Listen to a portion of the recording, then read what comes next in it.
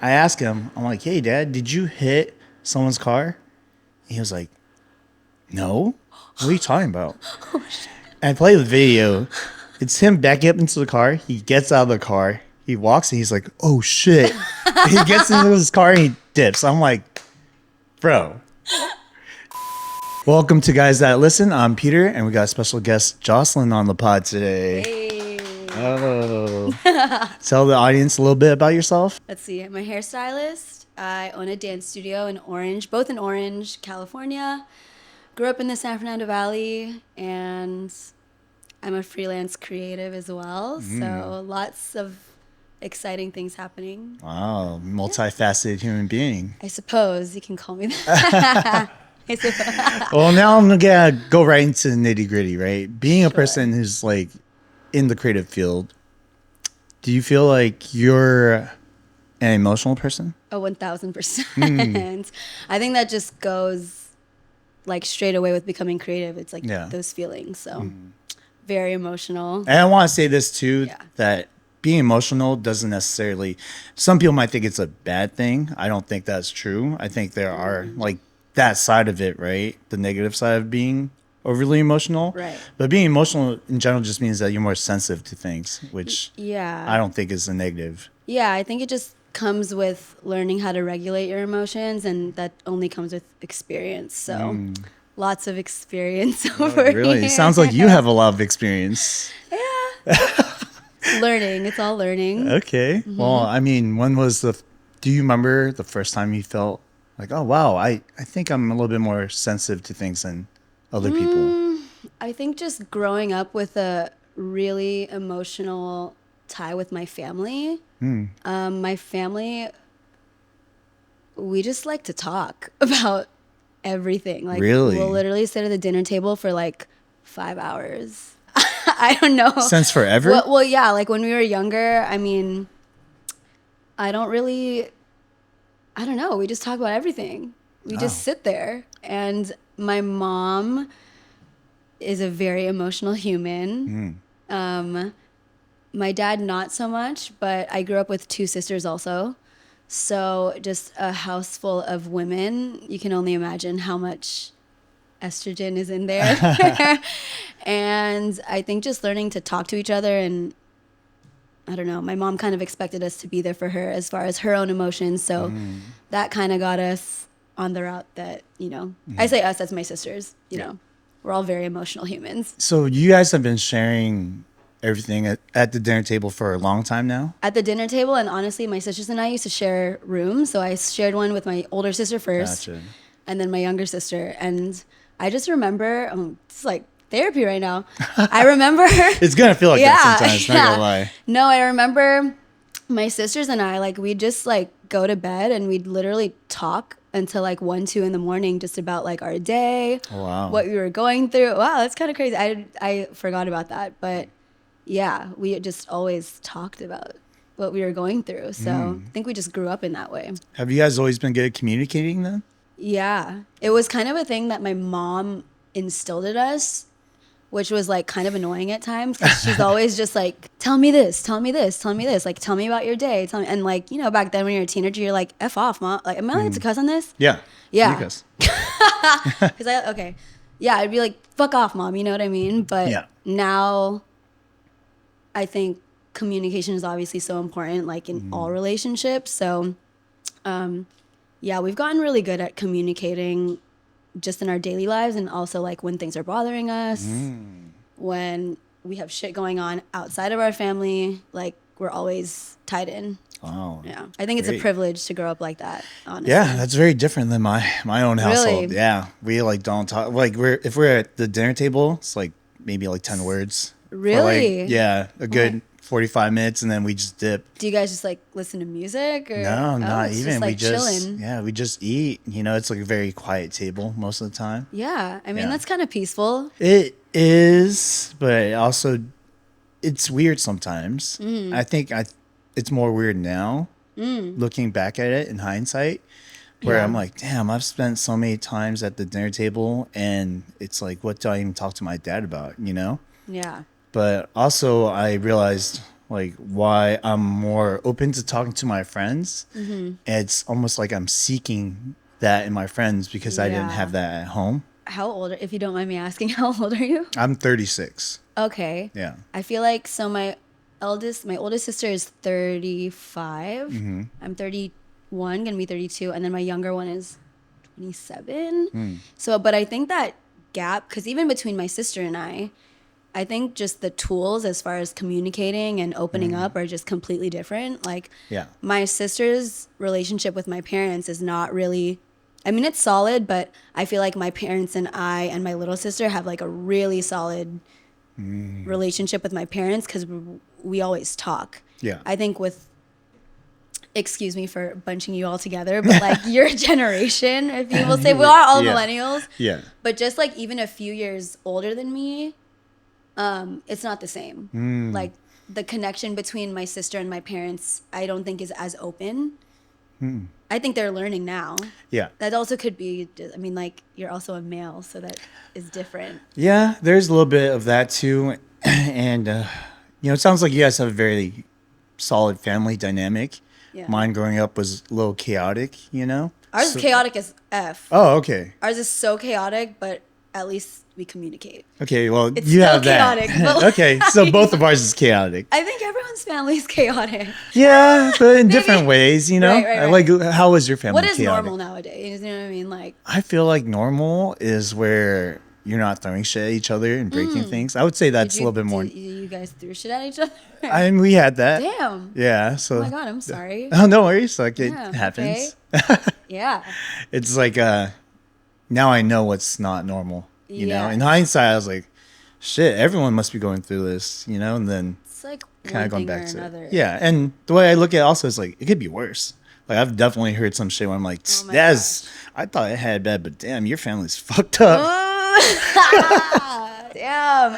I was being Honestly, honest, you know what I mean? Like, no, at the salon, like I hear some shit. You know what I Yeah. mean? Like, I mean, I'm very grateful. Women kind of open up to me and like tell me about their lives and what they're going through. But sometimes I like leave the salon and I'm just like, oh my God, like I just am grateful for where I'm at and compared to some of these women because it's like crazy what people go through and what they tolerate and oh man, so much to unpack. yeah, there is. So, being that you communicate with your family so much, is there a certain point where you realize, like, just like how you're saying with your clients, like, they're going through so much, I have a lot to be grateful for. Yeah. Was there a time where you weren't grateful for that because you didn't understand in comparison, like, what you actually had?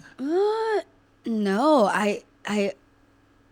my mom and dad raised us, I think, very well. The discipline in certain areas was definitely there, but I think as far as putting us in the right communities, like making sure we were around the right people, making sure we like said hi to our aunts and uncles, like simple shit like that, that kind of geared us in the right direction, if you want to say. I don't know. There wasn't ever a time that I didn't feel safe in my family. That's great. Yeah, I think the biggest thing was probably just having to regulate the emotions of my family members. Like, my mom is a very emotional human being. She grew up with, I mean, her mom rarely said, I love you. And my mom is such a compassionate person, so she needs that. My dad also, love him. He's an amazing dad, but sometimes, I mean, they have a hard time finding compassion for each other at times. I mean, they always do it. They're 38 years married, which is like, you know, it's very hard to find nowadays. Yeah. So, yeah, I think sometimes like I don't think I've ever been like ungrateful, which is now that I'd say that out loud, that's a very, very blessed way to live. I don't know. No, that's great. It's crazy. It's blessed, but that should be the norm, I would feel like. I guess, but even within the norm, like I mean, we have our shit too. You know, like I think the biggest thing was like growing up with an emotionally unstable mom. Granted, there's so many tools nowadays to kind of gauge what's happening with her and with my dad, and you know, but having to deal with that as a child, like I remember there would be times when my mom would be like crying, and like me and my sisters would just have to like sit there, and she'd like beg for us to like comfort her. which is like, that's a lot for like a child, you know? I'm gonna cry. I'm just gonna. I'm all fine. I'm fine. Yes, maybe you do. We have had a lot. Like, we have a lot of criers on here. Really? So, yeah. Oh, okay. Even I've That cried on makes- this podcast. So. You have cried? I have. I mean, maybe Wow. shed a couple tears. But, Yeah. so maybe I'm being overly It's- dramatic. But no, not at all. But yeah, I think like a lot of us go through. I mean, I can't speak for everybody in the Asian community, but I think a lot of kids of immigrants, you know, have to deal with the emotional traumas of their parents, and then obviously that's becomes generational trauma. And like, thank goodness again for the tools now. But yeah, I think dealing with an emotionally unstable mom was a lot for us growing up. So that's probably the biggest takeaway of not that I'm not, obviously I'm so grateful, but it's a lot, you know, to handle now, and to now feel like I don't want to be like that for my future kids. God granted I have some, but need to find a boyfriend first. Yeah. We'll get there. I believe in you. But yeah, never ungrateful. I think just we can't change our past. We can't change who our parents are. And I feel like I understand your story a little bit better, like overall. Thank you. Yeah. And I just have a question, because you've said this a couple times, but you said emotionally unstable. What is unstable? Like, I'm curious. So okay, just a little preface. So my little sister is actually diagnosed bipolar. So I think her going through her journey has definitely, and her sharing with us that journey has definitely brought forward a lot of things that we can now relate to, like maybe my mom, like being, if you want to call it, emotionally unstable. Obviously she's not diagnosed bipolar, but there's definitely like symptoms, or, you know, there's all the things, you know, our parents don't go in to the doctor and like, oh, let me get my diagnosis. Like, no, they're just rolling with the punches. They won't even WebMD that shit. So much less going to a doctor, you know what I mean? So. Exactly. So I think the only reason I would call my mom growing up emotionally unstable is that I now know tools that can help one be stable and regulate their emotions because of my little sister. So that's something that, again, like, I think like my family has definitely tried to, I don't know, we've tried to inherit those tools to help as much as we possibly could. But I think, like, again, like my mom growing up, if I'm gonna like psychology, like her whole story, just growing up with a mom that never really said I love you. She just showed love in other ways. Like, their love languages are just different for sure.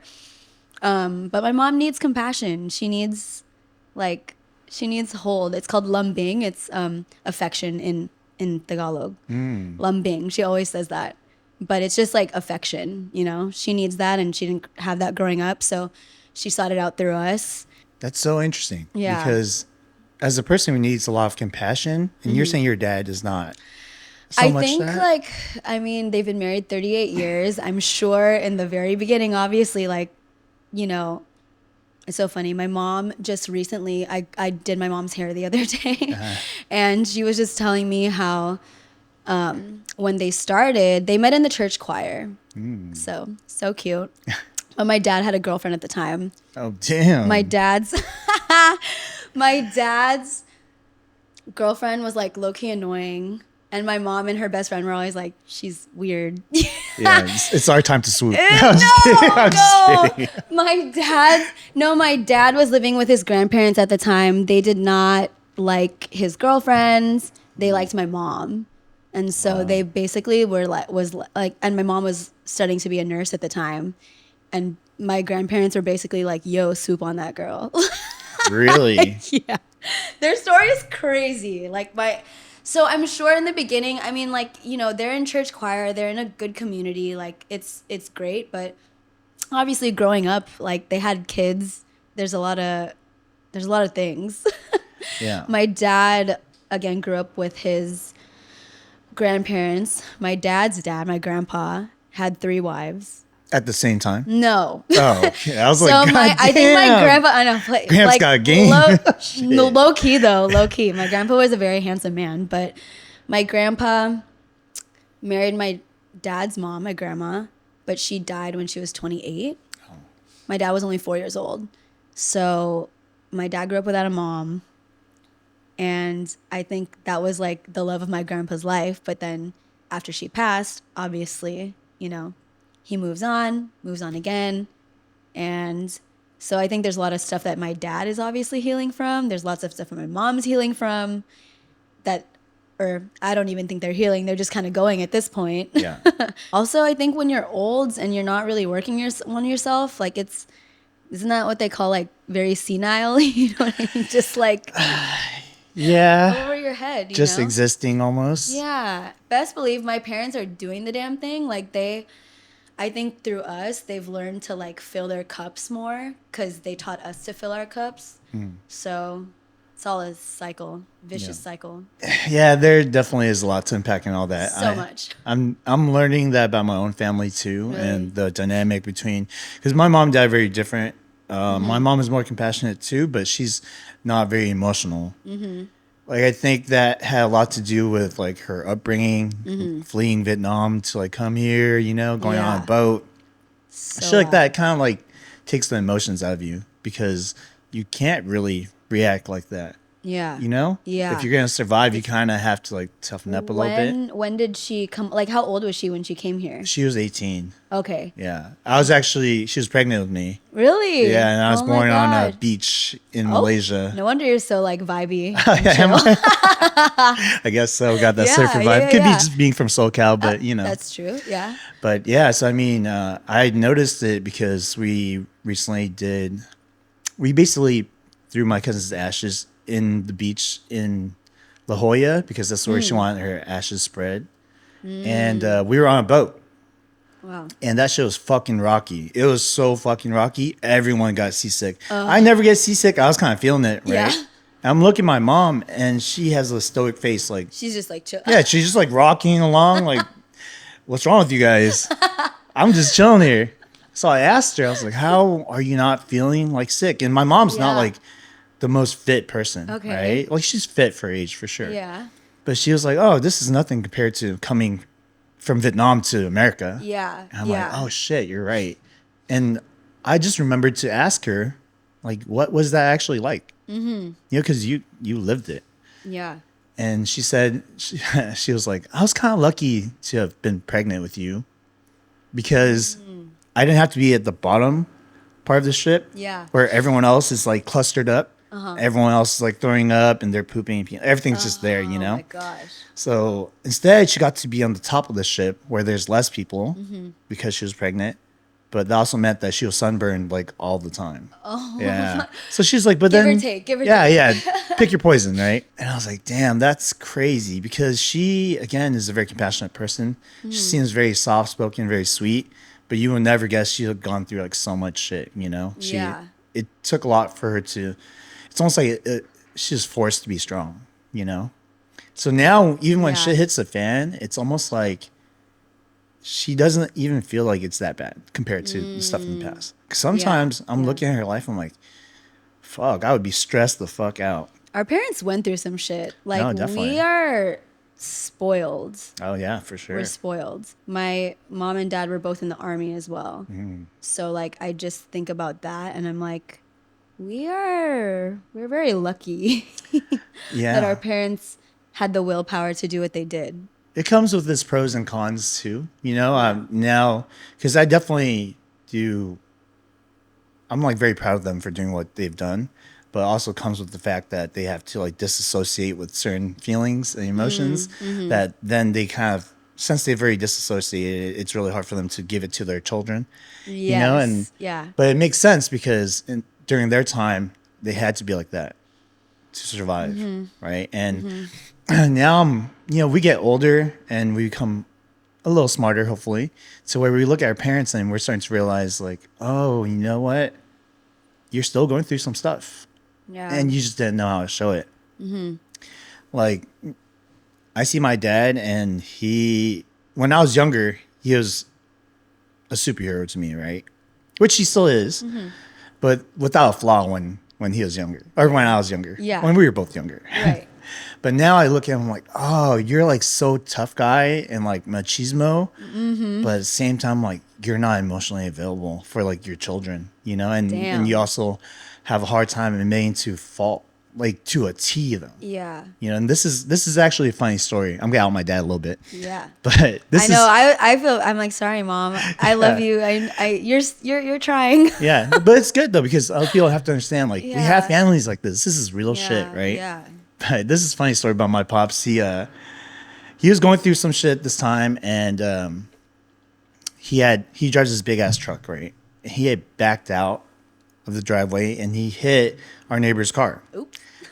And I didn't know because he didn't tell us. Yeah. So my neighbor texted me, "Hey, your dad hit my car. Oh shit. Can he pay for it?" And we're like, "Oh yeah, of course, sure." We actually covered the bill, but we had to talk to him first. And this is a conversation that we're not used to having with my dad because he always does everything right, quote unquote, right? At this point, I was like, okay, well, let's see if you can own up to his shit. Like, if he fucked up someone's car, like, you should pay for Like, it, right? let's see where he's at. Yeah. I asked him, I'm like, hey, Dad, did you hit someone's car? He was like, no. What are you talking about? And I play the video. It's him backing up into the car. He gets out of the car. He walks and he's like, oh, shit. He gets into his car and he dips. I'm like, bro, you can't take accountability for that. Come on, man. Oh my God. Yeah. I was like, that's crazy. But I was like, it's all It's right. like, why don't men want to admit when they're wrong? I think it pertains more to certain things. Okay. Like men are very proud to be good drivers, right? And that's like a very hard pill for them to swallow and be like, Yeah. I fucked up, you know? And, he'll say some shit like, oh, I'm never going in a car accident in like 30 something years. I'm like, well, you did now. So I think you're like, oh shit. He ran. yeah, he got into the fucking car and took off very slowly because this truck is slow as hell, you know? Yeah, I knew too because of my neighbors, they have a camera right in front of their house. I was like, Yeah. no, there's no way they're lying to me. And they'll show me footage, which they did. You know? Yeah. But wait, do you have siblings? I do. I have 2 half siblings and 2 full siblings. I mean, they're all Are your my parents split yeah, up? divorced Okay. since I was like 16. They were separated around when I was like 8 or 9. Okay. Yeah, chaotic family. It's like crazy though because it's almost harder to find parents that are together nowadays. Yeah, I mean, I talked about this with the guest that we had on. You know, I think having more options allows people to think the grass is greener on the other side. I think in my parents' eyes, it wasn't really so much that there are other people they could see. It was more so like my relationship dynamic could be better, Yeah.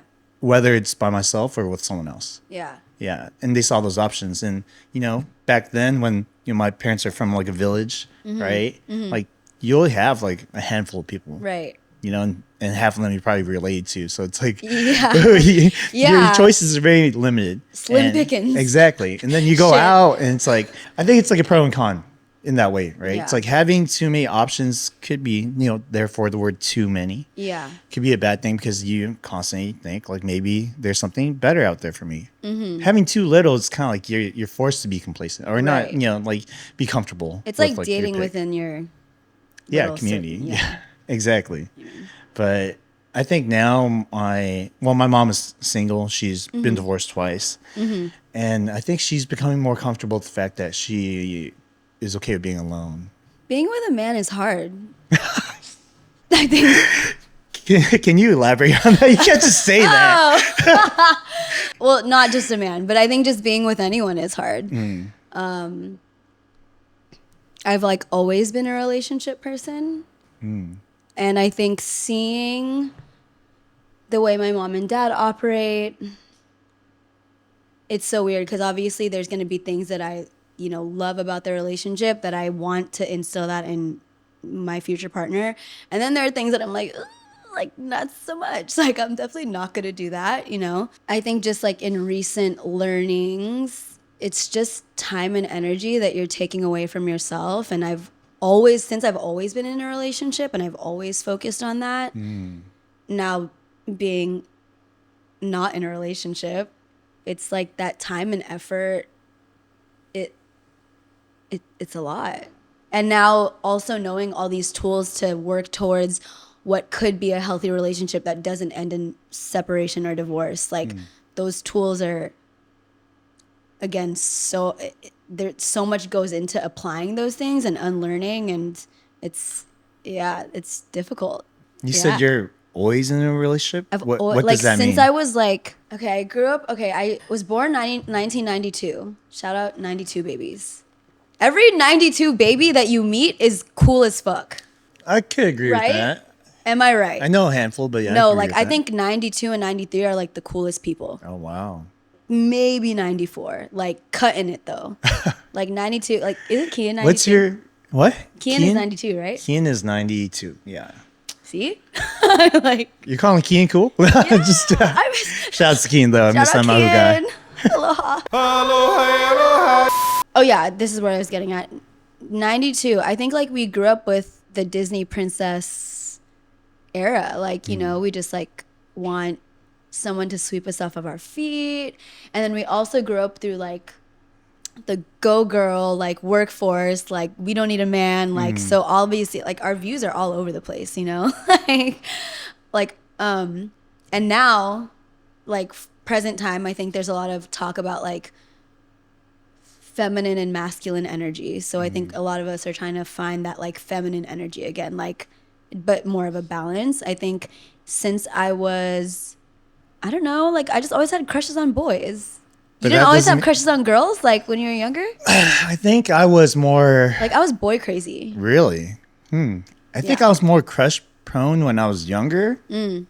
But then it kind of, I almost like didn't lean into it because. Were you like a shy guy or? No, not really. I think what it was I felt like I just saw too many of my friends who were just girl crazy, and I was like, oh, You're like, why? not why, but like get a fucking grip. Like what the, like they're all breaking pussy down. lift? Yeah. I'm just like, dude, what the, like. So I kind of pushed it off for a while, Yeah. and it wasn't until I want to say, I wouldn't even say my first relationship that I kind of like allowed it to happen more. Okay. But that was because What age was that? I was 16.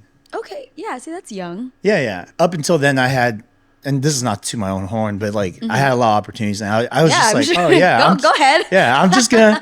All I remember thinking was like, I'm just gonna skateboard and like hang out with my Yeah. friends. That's all I care about. And then I Yeah. would see my friends who would skate, they would stop skating because they would end up in relationships. I'm like, all right, fuck you guys, and you guys want Yeah. to skate.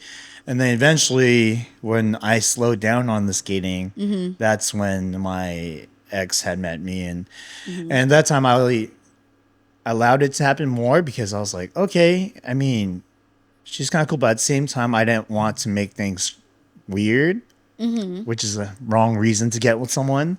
Yeah. Because I had a really hard time saying no. As far as, yeah, I see. Yeah, so So she was more like on you. Yeah, she was more definitely the aggressor for sure. Oh. Yeah. What was her sign? Do you remember? She was born in May. So what is that? Taurus? Oh yeah, I guess it's Taurus. Oh yeah, aggressive. But I think what it was too was because I wasn't the typical guy to be like, oh, you're showing me attention, therefore I'm gonna seek you out more. I was very much like, I'm gonna do my own shit. Like, oh, you might have a crush on me, like whatever. So, you know, we're Yeah, just. I would be cool. like, yeah, we're just friends. Like, you have a crush Yeah. on me, it's fine. No. So to be that kind of, and she was very pretty, right? So course. a lot of guys went after her, and that's the way she would meet a lot of her boyfriends. Is guys would just pursue her, and I'm just not really that kind of guy. That was probably general. like a challenge to her. And just Probably, like, I'm gonna get probably, that. yeah. Yeah.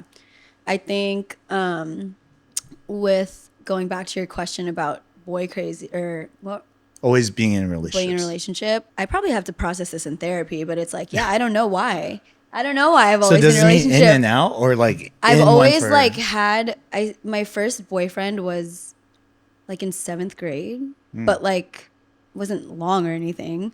And then I had a boyfriend summer going into high school. Broke up with him because I was like, yeah, I just want to be single for high school. And then and then I dated like this other guy. I don't know. I didn't go to homecoming with him, but I definitely dated somebody freshman year. I'm like pretty much friends with. I'm cool with all my exes, so wow. I can like literally shout them all out right now. That's maybe great. there's like 2 that I'm not cool with. Out of how many? Do you really want me to unpack this? I don't know because Really? when you say 2 that I'm not cool, I'll just go if through. it's 2 out of 4, that's okay, like. I'm really calling myself the fuck out right now. So Let's get into it. Okay, sure. If I'm gonna. Because when you say only 2 that you might not be cool with, knowing the ratio matters, right? 2 out of 4 totally. it's all right. Yeah. You know, 2 out of 10, you're like, oh, okay, damn, that's pretty good. So okay, so when I say boyfriend, like it was literally like. I think it's important to date. I think it's important to see what you like, what you don't like. Agreed. And obviously, like, I see myself, I grow and change so much every single year. And that's not even, obviously, everyone does. But I think that's why, like, my boyfriends have changed a lot. It's because I'm just I outgrow them. You know? Oh, like, damn. one way to put it. So, like, freshman year, I had a boyfriend. He was a sophomore. Shout out to him. He gave me my first Tiffany's necklace. He worked at In-N-Out. What? Yeah, damn, In-N-Out pays good. He worked at In-N-Out as a sophomore. And I remember he showed up at my locker, like, with my favorite roses and a Tiffany bag. And I was like, oh, my gosh. Okay. Yeah. Great. So great. Shout out to him. And then junior year, I was single. Senior year, I had my boyfriend. All senior year, we were on the dance team together. I think I broke up with him because I had a crush on like some other guy that went to my sister's college. Damn, your sister's college. Damn. LOL. So I got with that guy. And then, but I went to prom with my senior year boyfriend. But I still had a crush on the other guy. Can't do anything about that. It's fine. Actually, just recently, this is so crazy. This was legit like 1 week ago. So that guy that was at my sister's college, he randomly DM'd me last week. Because, I mean, like, we dated for, like, a cool, like, I don't know, 2 months or something, and then we cut it. But it was so long ago, so obviously I was probably hurt when things, you know, dwindled down, but I don't remember now. But he literally DM'd me last week, and he was just like, I know this is so random, and it was so long ago, but I just feel inclined to say I'm sorry for hurting you. This was last week. Wow. Which is crazy. You got your closure finally. I mean, I didn't need it, but like unwarranted closure. Yeah, but he was just like, yeah, I'm really sorry for being, he air quoted, like being a guy and not really giving you what you needed. You deserved so much more. And I was like, wow. I was like, that was such a long time ago, but thank you. I'm like, did you go to therapy? That might be the reason. He said he has gone to therapy, but not recently. But he was just reflecting on like his old college days or something. And then he just felt inclined to reach out. But wow. Yeah, so that was freshman year. I think like all throughout college. Oh no. I think I was single for a good like year or so throughout college, and then dated a guy for 2.5 years. But being that you're like a person who's always communicate things with your family, do you feel like one of the biggest struggles is getting your significant other to be on the same level of communication that you're used to? Yeah, but I think it also goes back to like what I allow. I've done a lot of healing in the past year. Oh. So, yeah, of course we always want to blame the guy, you know what I mean? Because they're a fucking idiot. Sorry. Damn, this is a man bashing episode. Not all guys, not all guys. But I think at the end of the day, it is what the woman allows in their relationship. Like, there were so many red flags, if you will, that I should have been a little bit more stern on when we first started dating. Like what? Can't say you didn't think I was gonna ask. Yeah, no, I know. I think number one, the very first thing, and my view on dating now is actually very different. We started dating 2000. I wouldn't even call it dating. I guess we hooked up the first. Sorry, my parents aren't gonna watch this. It's fine. That was like 2018, like in the beginning of the year. I was living in the Bay at the time. So I think I just remember being a little bit more serious with him. And or we were talking. We were talking like every day, like FaceTiming, all that shit. And I basically said, like, if you're gonna like talk to other girls and date other girls, like, let me know. Cause like I don't wanna be a part of your like roster or whatever. And of course, like that's a lot to ask. I don't know. What do you think about that? Because dating nowadays, it takes a long time to get to know somebody. Like, do you believe in dating like multiple people at one time? It's difficult because both are valid. Yeah. I'm going to say I've never had experience dating multiple people at one time. yeah. I could barely handle one person, to be honest. Honestly. So I can't see that happening. And I think through my experiences over the years of being in longer term relationships, I've able to build a deeper connection with these relationships. So Yeah. my understandings of what I want and like are more refined. So like if it's not gonna work out with you and there's no reason for me to be inclined to date only you, then maybe you're Right. not the person that I like enough to do that. You know? Yeah. So it would depend, I would say. And it would depend Yeah. on what you're looking for. And if you're looking for intentions. your intentions. Yeah. If you're trying to just have fun, date multiple Yeah. people, do whatever's right. But also let that be known. I think that's the only thing Yeah. that's fair to the other people is really discussing it. And I think what makes it kind of questionable is that so early on in the relationship, how do you have that discussion with someone? Yeah. I Right. think again it goes back to like yourself and what you're willing to allow. And I think for me, I had like the biggest fucking crush on him like since college. So I like definitely put him on this pedestal. Like he like played basketball. He's like super good at making video, like very creative. Hot, Just hot, yeah. He's hot. But I just had such a fucking crush on him that I was like, whatever he did, I was kind of like okay with, You had on and I rose-colored and I don't glasses. think. Period. I think I always have on rose-colored goggles. Do you? Always. My friends tell me that all the time. They're like, you are way too nice. Like you think everyone's good, which I do. I don't think that's a bad thing. It does allow me to get hurt easily, but I also am strong, so it's fine. You said that you're now single. Recently? That was about a year ago. Okay. Yeah, I think when everything went down, I came here you guys were filming your DJ thing. Oh, okay. Yeah. Yeah, what was it? On Wednesday nights. Yeah. And Our I was Wednesday talking streams. to Carolyn and I was like, girl. Really? She was like, Oh, that's when it happened. yeah. Oh, shit. I was like down in the dumps. So what made you decide to now give yourself time away from all that? Away from like relationships in general. Yeah.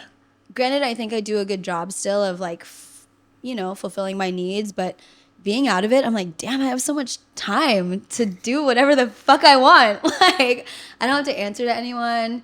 And it's not like a fuck you, like revenge, whatever. But it's like, if I had just spent a little bit more time in my 20s doing what I'm doing now, like, fuck, like where I could be, granted, I'm always grateful for the journey, but yeah, if I spent a little bit more time on myself back then, I think obviously things would have been completely different, but grateful nonetheless, because all the heartbreaks and stuff is going to make for great art. Yeah. And also, I don't know. This is just my take on it. Maybe because I do this often. It's like whenever I get out of a relationship, I take my time.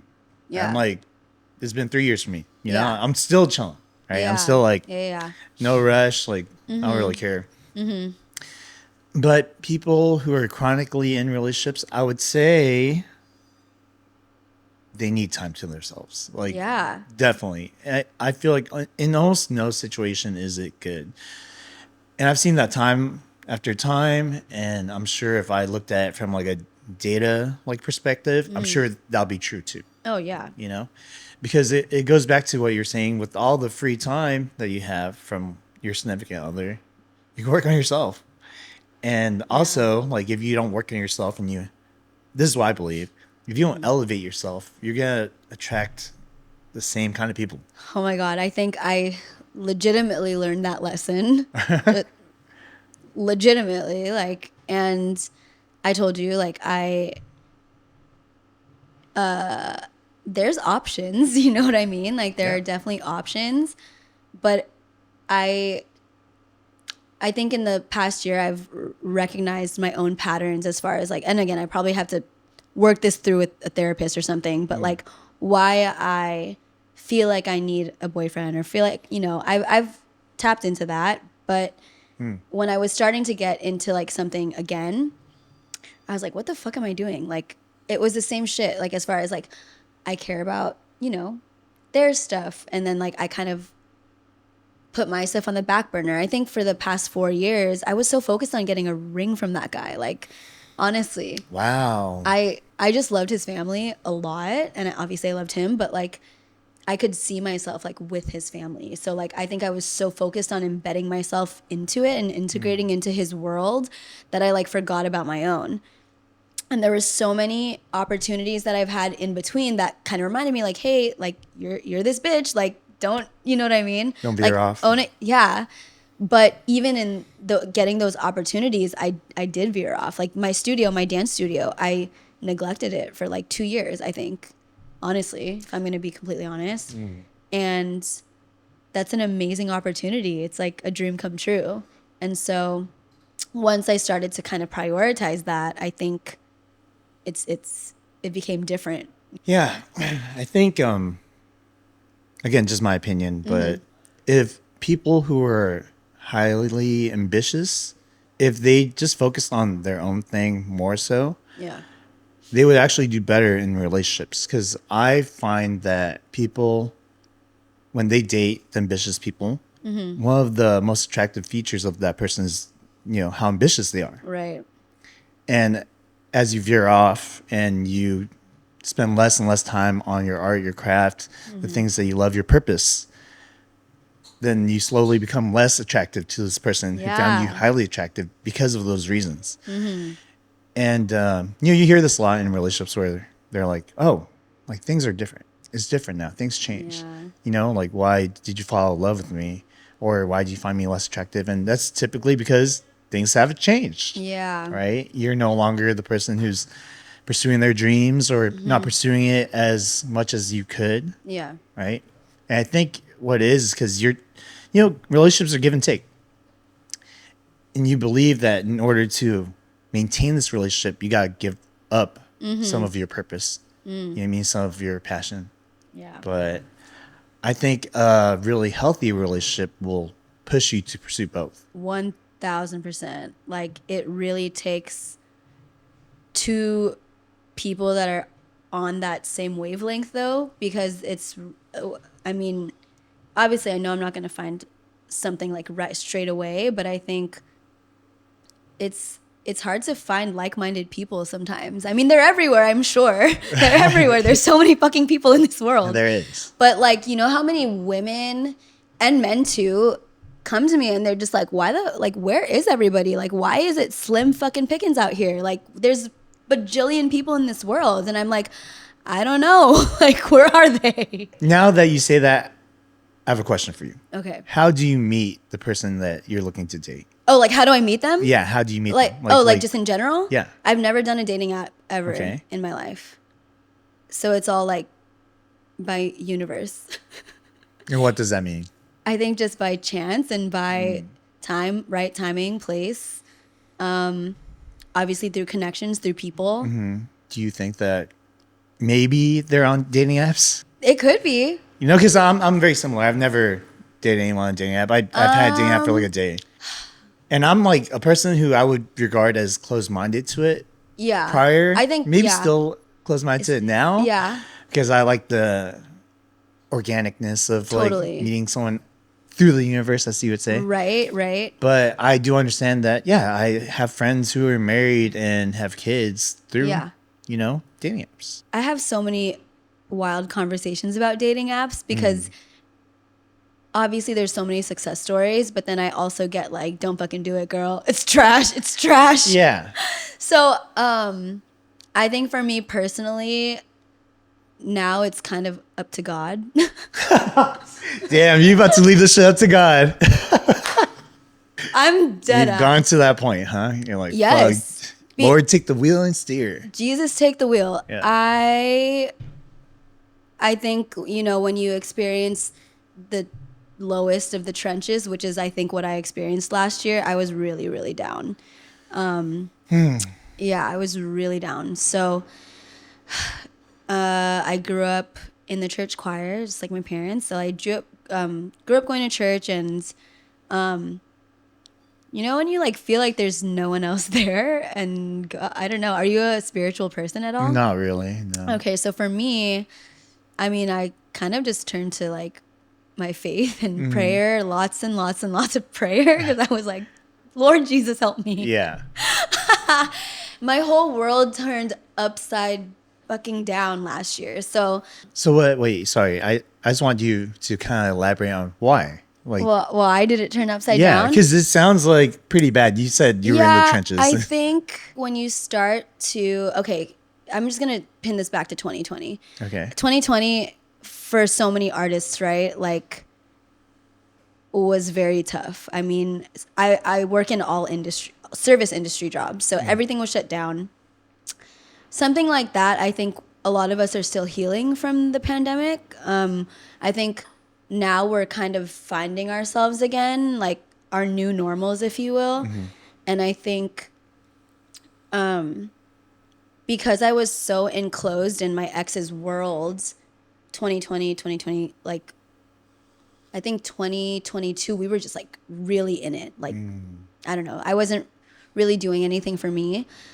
Last year, I feel like I started stepping into like more things that fed my soul, you know, like I wanted to create more. I was meeting more people. I was kind of putting myself out there and kind of disintegrating myself. Like, well, what's funny is that everyone in my ex's group, like they were all married and they were all pregnant. Literally every single one of those people that I was hanging out with for 4 straight years was married and pregnant at this time. Wow. I was the only one that wasn't. And when I was sitting at, you know, in previous years, we would like drink, conversation, like party, whatever. But now, you know, they're all moving into this, you know, section of their lives. And I'm kind of moving in a way where it's like, I just want to create more. I want to like build my business. I want to, you know, set myself up for success where I can be creative and be successful, you know? And I didn't really feel like I belonged anymore. It was so weird. Like I would sit at the dinner table and they were just talking about their babies and like, you know, and I was like, I feel like nobody sees that I'm here. I'm like, I don't, you know what I mean? So me starting to gear into this other world, I guess you would say, I think new connections sprouted. My ex and I, at the end of the day, couldn't get on the same page about a lot of things as far as like what I wanted from, because I think at a certain point I was like, well, you know, what do you want? Like, do you want to get married? Do you want to have kids? Do you want to, because we're 4 years in, you know what I mean? Almost 4 years. So of course that's like you know, that's pivotal time. I think that's, you know, where it should be headed. And even, and for me, like I'm such a huge believer in like speaking things into existence, like planning that way. Even if you're not ready, like you can talk about the things that you want. That's how you get there, you know?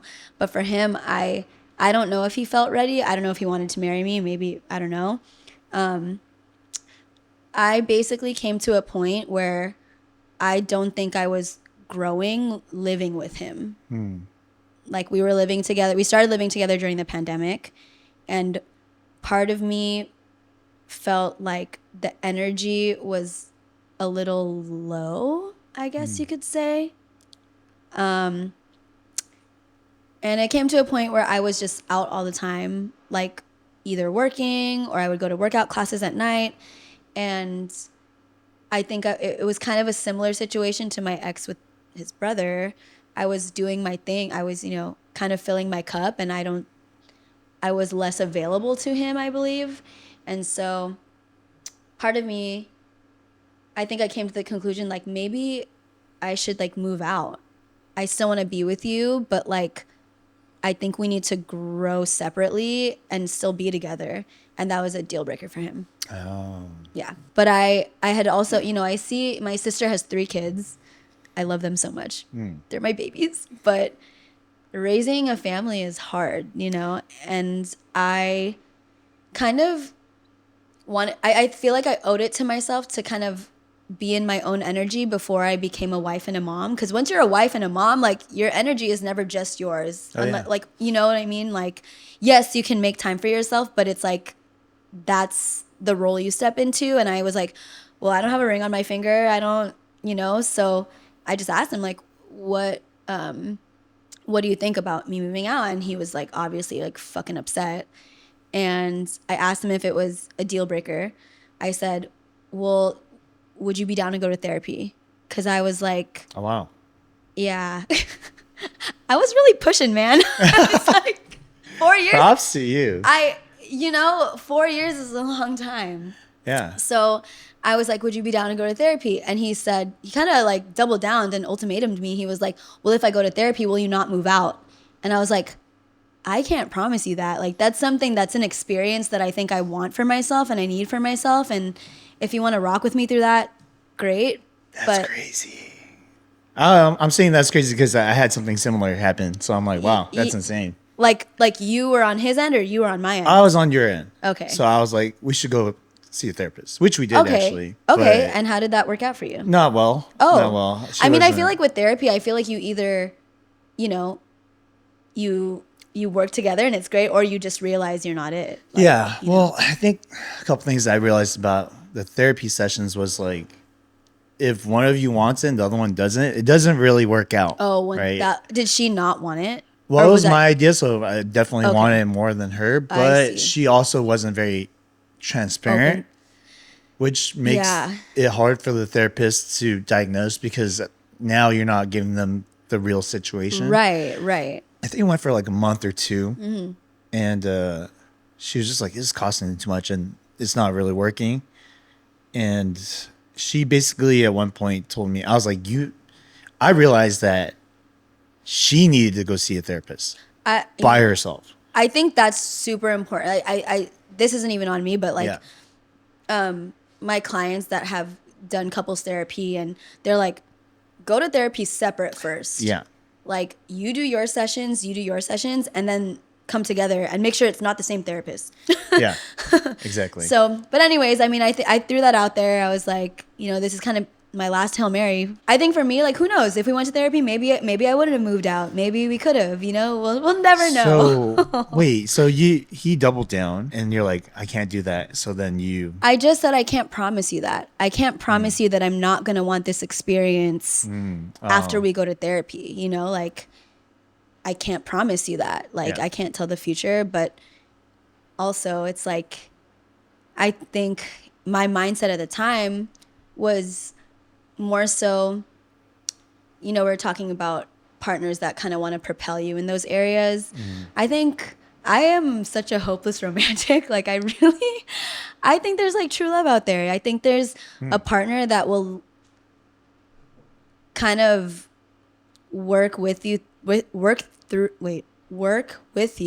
through all of your seasons, all of your wants, all of your needs, your desires, dreams, whatever. Like, that's what a partner should be. So I think at that point, when he wasn't even willing to understand like why I wanted to do it, he was just so quick to be like, it's not gonna work. And I'm like, well, of course it's not gonna. If you don't think it's gonna work, then it's not gonna work. Like, you have to, that's a mindset at that point too. That's what you want.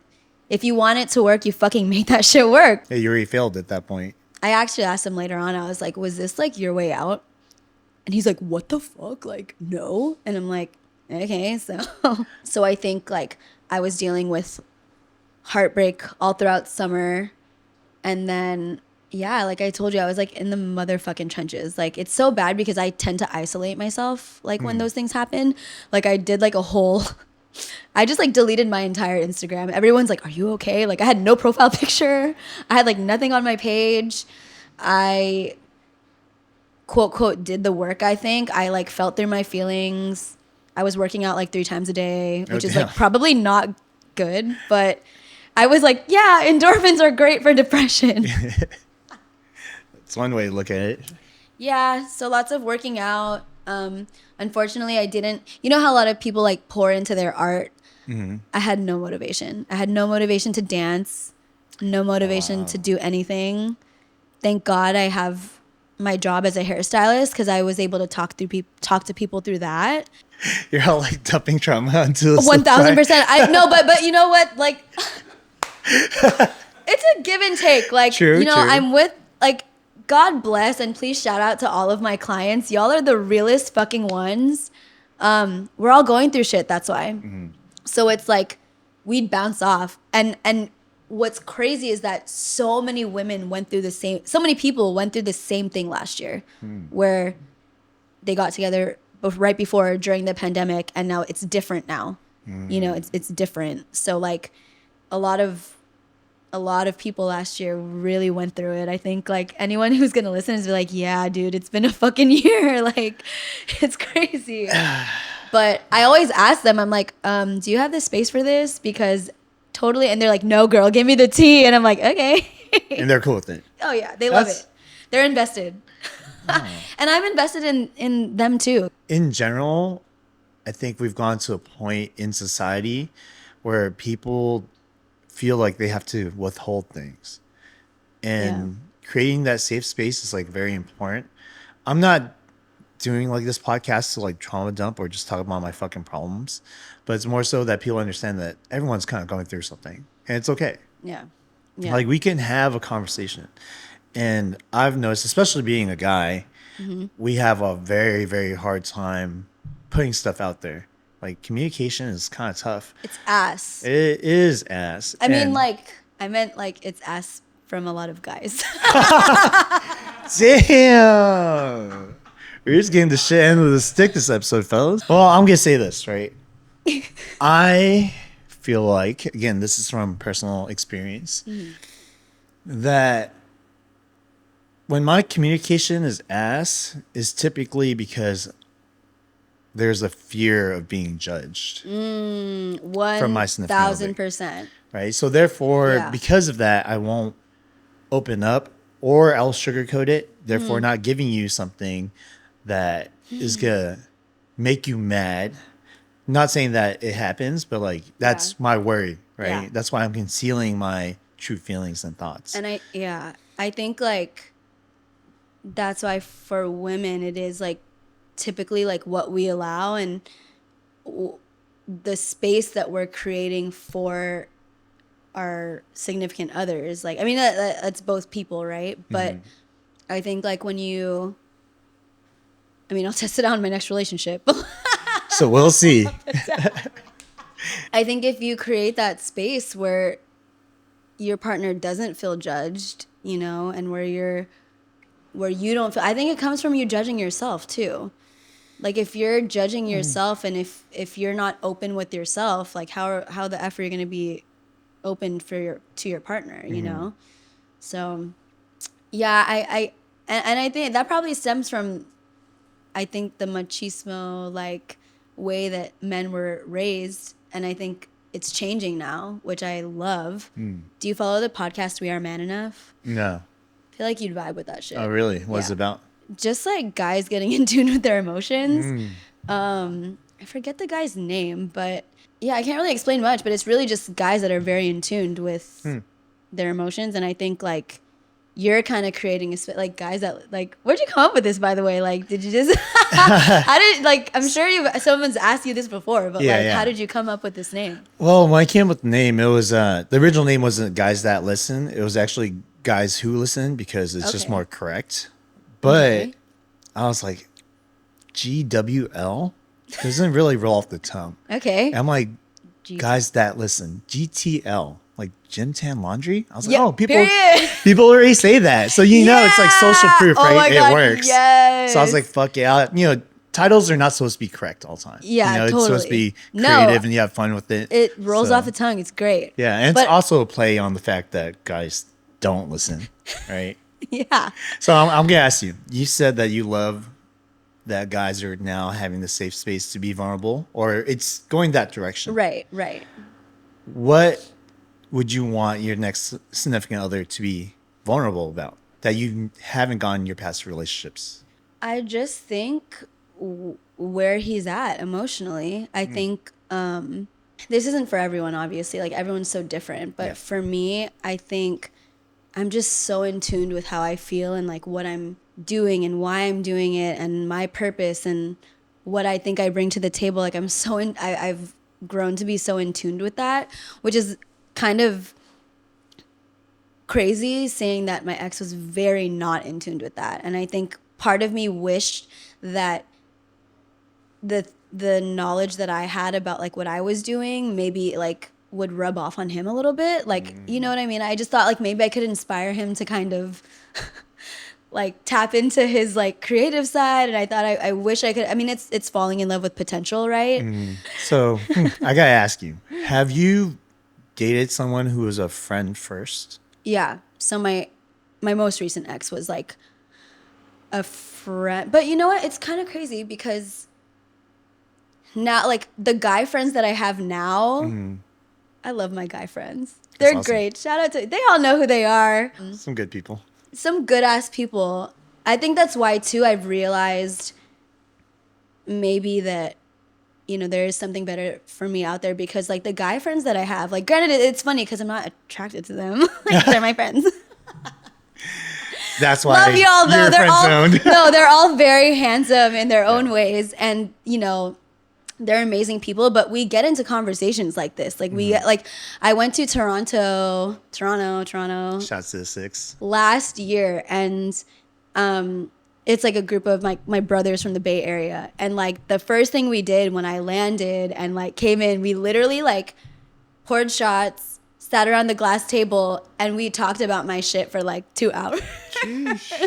And they're all like, you know, just like obviously like tuning, like tapping in, like, you know, just asking how I'm feeling, like kind of like going through shit with me. And I'm like, y'all are some real ones, you know, like those are friends. So I don't think I've had a relationship where I've been friends like that and then it turned into something. It's always been like we were like friends and homies are different, I feel like. Like my ex was my homie. Friends is when you're like hanging out and there's like obviously like platonic feelings and then you get into, I've never had that.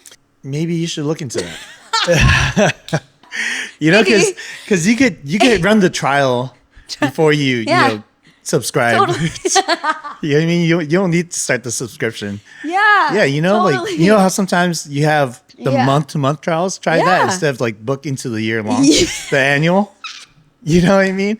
That's probably a good way because Yeah, if he's like that maybe. with you as a friend, that's probably a good indicator. He'll probably be like that with you in a relationship, right? Yeah, And totally. you don't have to kind of navigate through this, and you're like, "Fuck, I don't know if this guy will ever open up."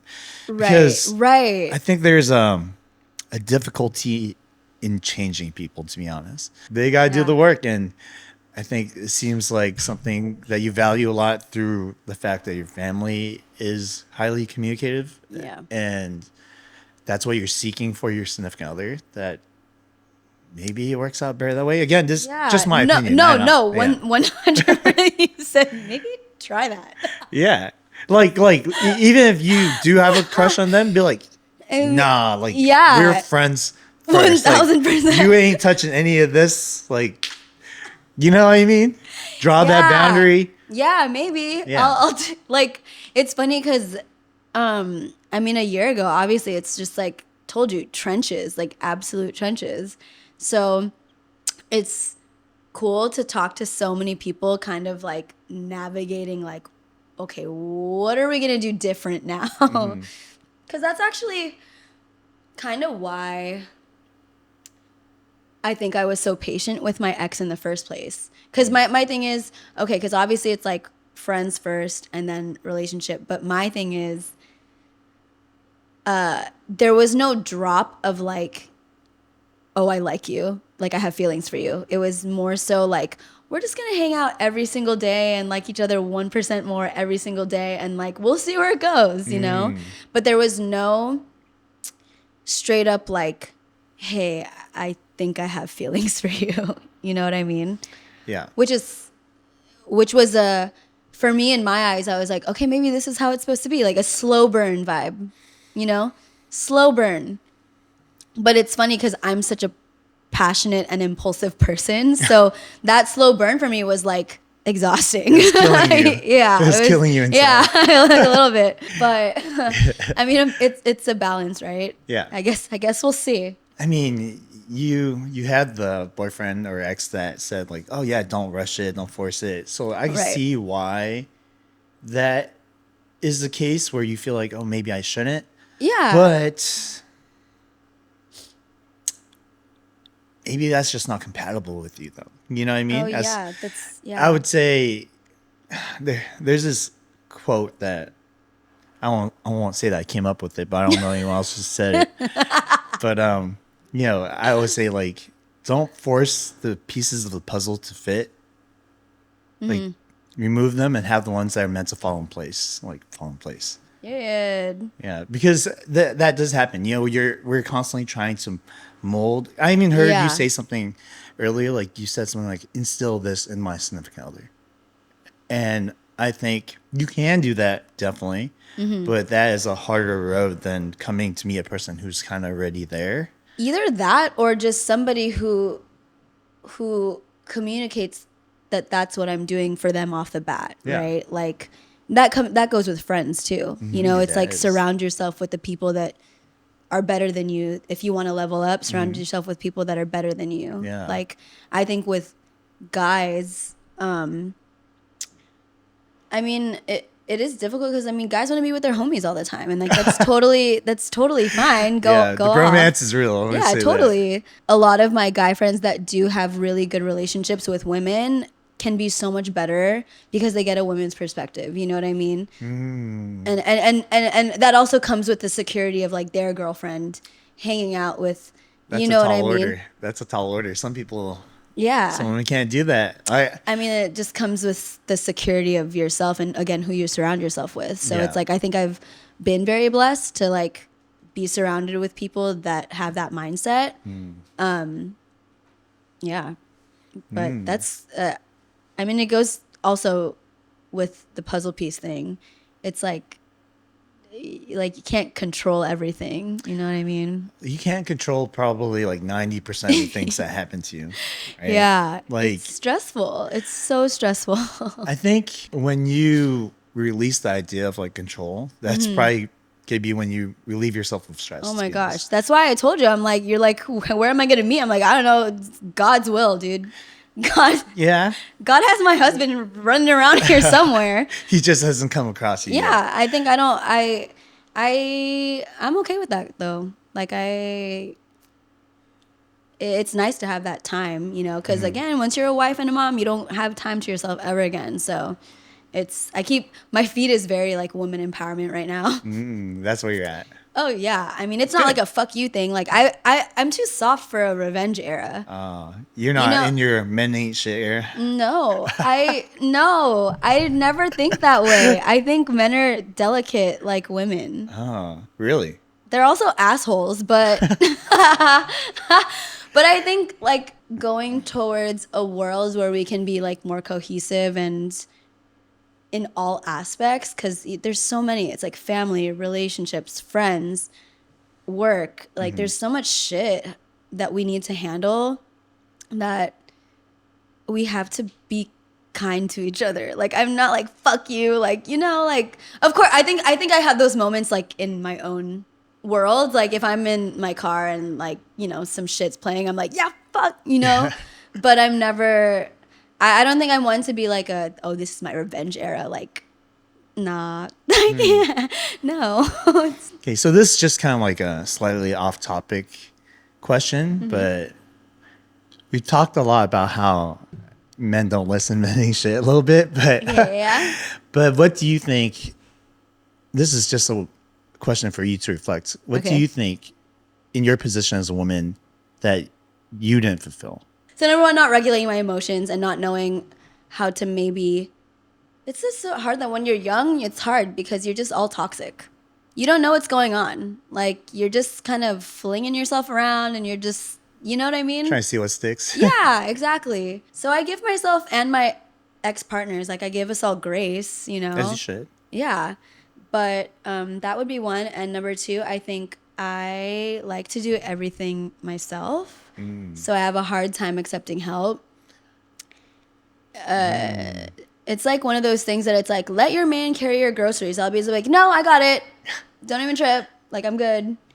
But I think what I'm learning is that like men want to feel wanted and they want to feel Service. Yeah, like they want to take care of you. And I think for me, I've just gotten, because of, you know, whatever reason, like because I do so much, I give so much, that's just how I am as a person. Maybe I didn't allow my certain partners to take care of me.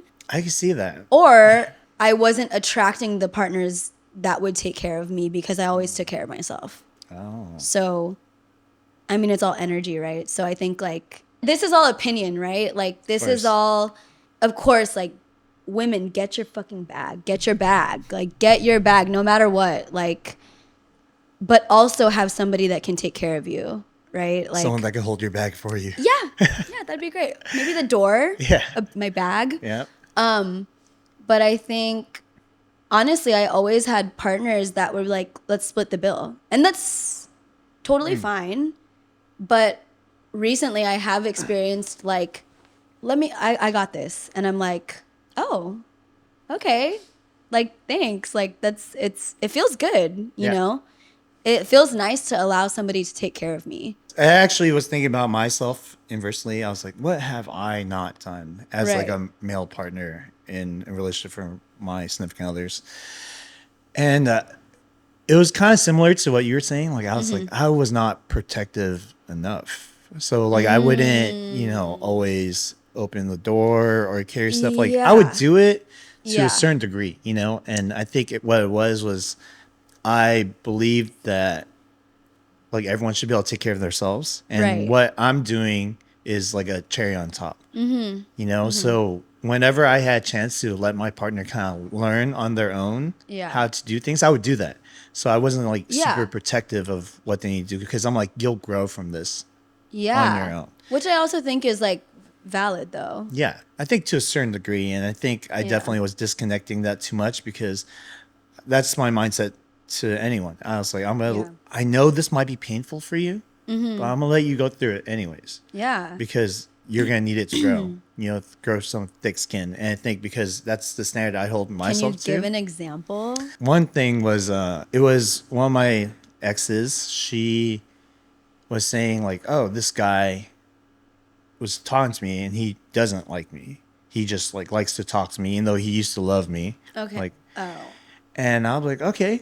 And I knew what was going to happen. And I was like, okay, sure. Like, you want to hang out with him? Go ahead. Oh, okay. Interesting. You know? And I think normally a guy who's protective would be like, no, don't do that. He's he has a thing for you for sure. Yeah. Okay. And I let it happen. And then obviously she was like, oh yeah, he hit on me. He bought me all these things. And I was like, see? Now you can kind of pay attention to the situation a little bit more, reassess, and not be so gullible, right? Whereas if I just shield you and protect you, like you're never gonna figure that out, right? And then when it happened, I also wasn't like, oh yeah, see, you're wrong. I was like, okay, so what do you think about the situation? Yeah. And if it was reversed, what would you think about that, right? And so therefore, how are you gonna approach it moving forward? So that's how I would speak about it. I know. I mean, it all depends on the woman too. Like we're all so different, you know. Like for me, I would like to think that it could be a balance of it all. You know, like sometimes take care of me, but like I got you too. Like you know what I mean? Yeah. It's a balance, or what I'd like to think it can be. The idea of balance is hard though. You know, like how do you measure something like effort in a relationship to be 50-50? I think it's hard to do that like tick for tack, you know, you can't do that. But I think you just need to have a general idea of like where your intentions are, your goals, your values, how you want to raise your family, and work towards those. It's like every day. Like it's you can't. I think that's another thing too, because there are so many tools and there's so many ways to like psychoanalyze everything. Like it gets to be a lot. Like, Oh, so yeah. sometimes it's just like, can we just like fucking live? You know what I mean? Can we just like be crazy for 2 seconds? You know? Yeah. It's almost like over optimizing everything. I guess, yeah, but that just all comes with like experience. That's why I do understand now why people date multiple people at a time. I never got that before. I don't think I can do that. It is a lot. Yeah. But I also have been in a relationship for a really long time, so I getting to know someone again will be interesting. You know what I mean? Mm-hmm. Like, but I feel like the 50-50 thing, I'm sure you've seen it everywhere, like the percentages of like what a relationship, like your partner will be at 20. Have you seen this? I forget who it was, but there's a lot of talk. It's like your partner, you know, it's never going to be 50-50. Like there are going to be days when like you're 20 and your partner needs to come 80 and vice versa. Or like you're 30, they need to come 70. I said math. Yeah. And then there's going to be days when you're both at 20 and you both have to just like find a way to get through that together. Like you can't really measure that, I guess. It's day by day. Yeah. I think it's my opinion. I think a lot of it's going to have to do with like faith, and good faith, that your partner is going to want the best interest for you. Because even when it might not feel like it, believing that might be the case is probably going to help you get out of a lot of these like trenches. Oh, yeah. Because for me, you know, because I base a lot of what happens on action. Like, I don't care really necessarily how much you tell me you love me if the actions don't follow suit. You know? And do you know your love languages? Do I know I would say it is definitely more. What's the service one? Acts of service. Acts of service. Okay. I would say it's more that. And quality time. Yeah. Quality time is like that's a giveaway though. Like that's It's a kind of, you know what I mean? It's kind of a cop out for sure. I think so. Yeah. No offense, but also I think I do understand why it's out there because 1000%. I know I said that and I was like, that was kind of judgy, but I realized because it is important, but I think that's just should be the bare minimum is quality some time. people don't get that, right? Oh, I know, it's so sad. I was just talking to my friend the other day about her boyfriend and her best friend's boyfriend, ex-boyfriend, whatever, lives in Australia. And I'm like, I could never do a long distance relationship. It's already hard when you live in the same city to make time for each other. Like I commend anyone in a long distance relationship because it's wild. Would you ever do that?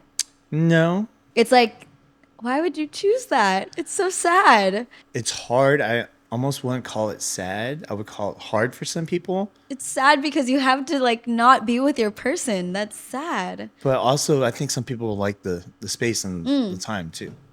That's true. Knowing what they're going to do and put out there, they might even believe it's like a better solution, right? Like if I'm going to school and I need to concentrate, like 1000%. Yeah. What am I talking about? I said I wanted to move out. Yeah. Okay, but that wasn't going to be long distance.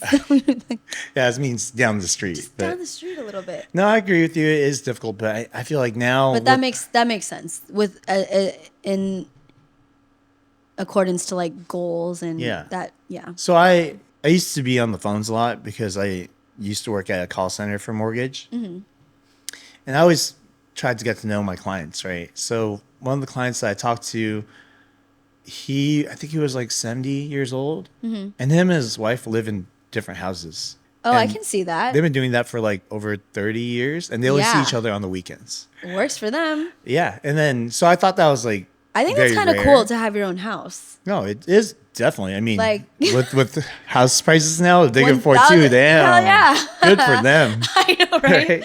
Do they have kids? I don't remember if they did, but when I asked him like why, he was like, because we both have our own lives, and when we see each other on the weekend, it's just time just to ourselves. That's so nice. And nice. we're the only thing that we focus on, and we have so much to share, and we're so excited to share it. And I was like, wow, like that's pretty cool. That is pretty cool. And I'm sure lots of people can't do that. Yeah, But for them, they yeah. found out what works for them, right? Yeah, at the end of the day, that's really what it is. It's Yeah. like the choices. Okay, so I'm kind of curious about this, and this might be a little heavy, but Okay, bring it.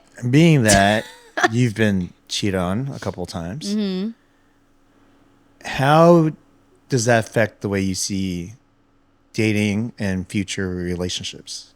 I think my bounce back rate is pretty solid, to be honest.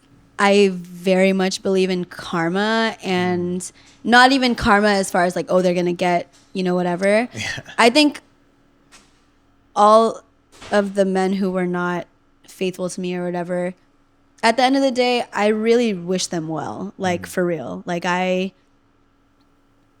think I know so much about them and I've learned so much about them that it's like all I want for them is happiness. Like I really have no ill will because it's like we're all just trying to fucking figure it out. You know what I mean? Like how you and I may get fucking shamed for this because like cheating is, I don't condone it, but also that comes, I think the territory of getting into a relationship, especially nowadays with like everything that we can do to prevent that. It's communication. It's communication, like not with your partner, but with yourself. Like, how are you feeling about this situation? So for me, I don't think I'm like jaded.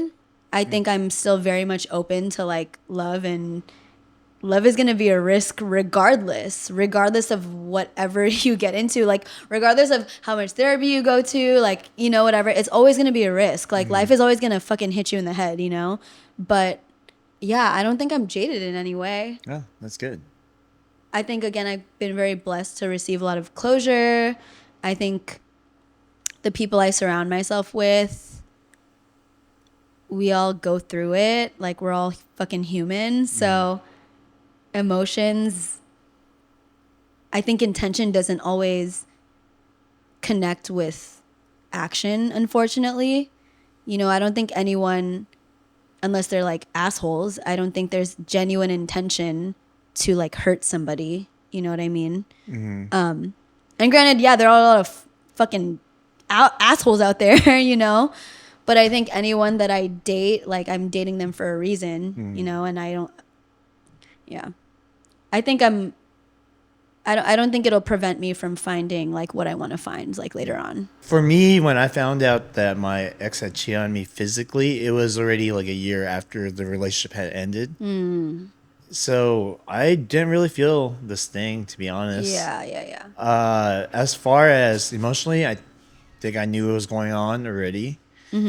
But I almost couldn't be mad because I had not established ground rules myself as to what emotional cheating is.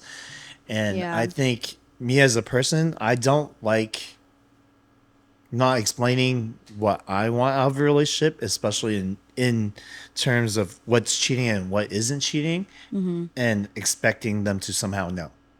Right. Yeah. So I felt like, it wasn't quite fair. I don't even think they would have even, I think they would really consider emotional cheating now that they look at it in hindsight. But at the time that was happening, it felt a little bit more ambiguous as to what was going on. But now I think it would be the emotional cheating. Because I think emotional cheating is, you can still establish what that is, but it's not as clear cut as physical cheating. Yeah. And I mean, they're both choices. Yeah. And I think for physical cheating, it's very easy for me to cut that so it doesn't hurt as much. It's like, damn, you out there fucking being in the streets. I'm like, peace, Yeah, it's very easy. Yeah. Versus like, oh, yeah, he said that I was cute and that, I said thank you or some shit like that. It's kind of a little bit harder to discern between how I should feel about that. Yeah. And then you got to look into, right? You got to see, like, is this really emotionally cheating, or is this my insecurities coming out and something is triggering it? Yeah. But yeah, definitely I think it's emotional is harder for me. Just because, again, I can't cut that as, clear cut as physical, but I think I am learning how to get better at it too. I think it comes down to communicating again with yourself and your partner, right? Like if that situation ever occurs, How would you have the conversation with your partner? I think you have to, number one, have a partner that's willing to communicate about other things. Oh, shit. I just haven't, like, again, I think in a perfect world, right, you'd have this partner that you can talk about anything with, anything and everything. Just very transparent, open. And that comes from them, you know? And then I think, but then again, once you have that, I don't think I would cheat. I mean, no, like it's I think, like, okay, when you're partners, right? Like you're like, oh, that guy's hot, right? Or they'll be like, oh, that girl's hot. That comes like, it's security, obviously, like, but there are girls who are like, what the fuck, you think she's hot? It just depends on where you're at, like transparently with your transparently, is that a word? No, it's definitely not. It's where you're at in transparency with your partner. Yeah. And again, hopefully my future husband won't really allow my eyes to wander. So what do you consider cheating emotionally and physically? I mean, physically, just like anything, like kissing, hugging. Hugging? Not hugging. Yeah, okay. Definitely need to have a conversation about that with your future significant. Kissing, I was like, okay, I get hugging. I was like, whoa. God damn. Oh my God. When we were younger, like like when people would be like, oh, dancing is cheating. I still know a couple friends who think that. I have mixed feelings about that. I mean, I'm not really at the club dancing with anyone anymore, but like, I could see like when you're younger, like, yeah, that's like physical fucking shit. Like you're grinding, like, you know what I mean? Well, if they're just battling, like they're not just. You can't like, okay, that's tough.